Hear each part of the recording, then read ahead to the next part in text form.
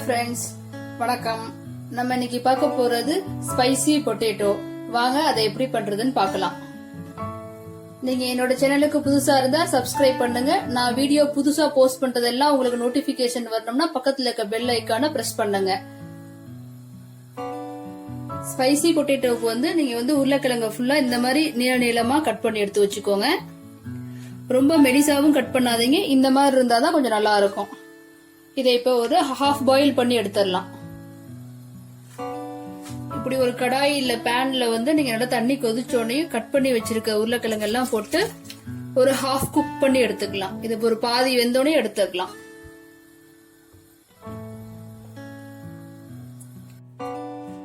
இப்ப பாருங்க, half cook ஆயிடுச்சு. இப்ப இந்த தண்ணி எல்லாம் நம்ம ட்ரைன் பண்ணிடலாம்.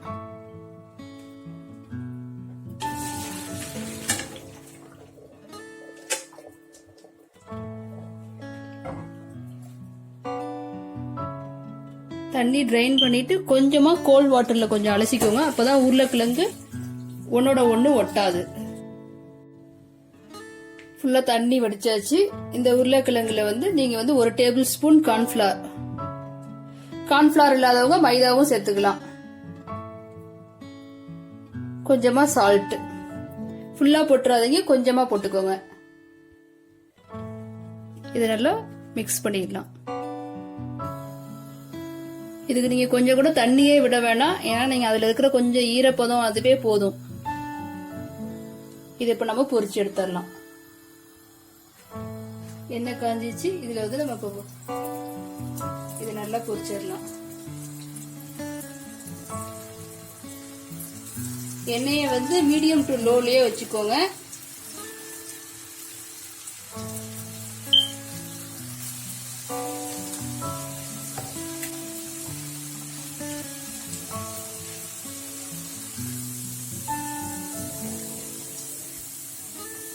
நல்லா வெந்துச்சு. இப்ப இதை எடுத்துடலாம்.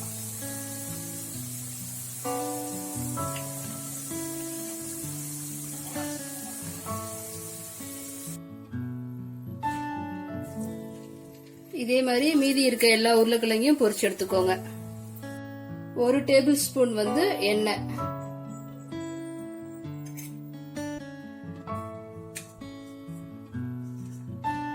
பொடியா கட் பண்ண பூண்டு ஒரு டேபிள் ஸ்பூன், 2 டேபிள் ஸ்பூன் பொடியா கட் பண்ண onion,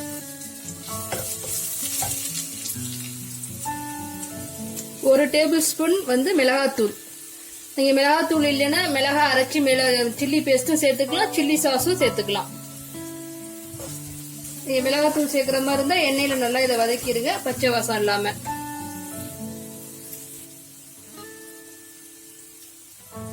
half teaspoon pepper, salt கொஞ்சமா. நம்ம ஏற்கனவே ஃப்ரை பண்ணும்போது போட்டுருக்கோம், இதுல கொஞ்சம் பார்த்துட்டு போட்டுக்கோங்க. 1 tablespoon tomato sauce or ketchup,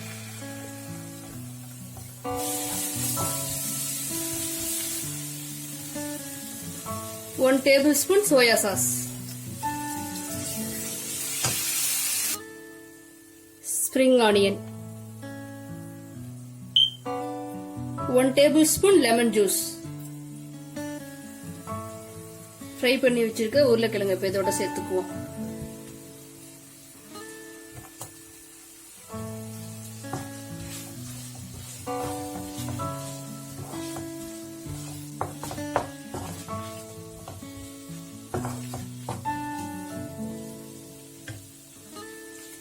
இந்த ஸ்டேஜ்ல நம்ம அடுப்பு ஆஃப் பண்ணிடலாம்.